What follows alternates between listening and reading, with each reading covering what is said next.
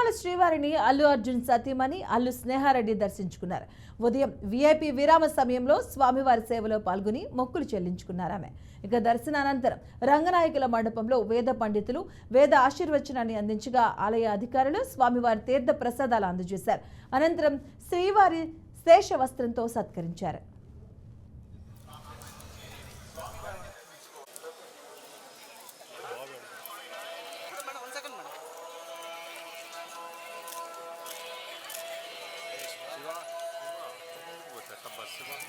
Straight వచ్చింది.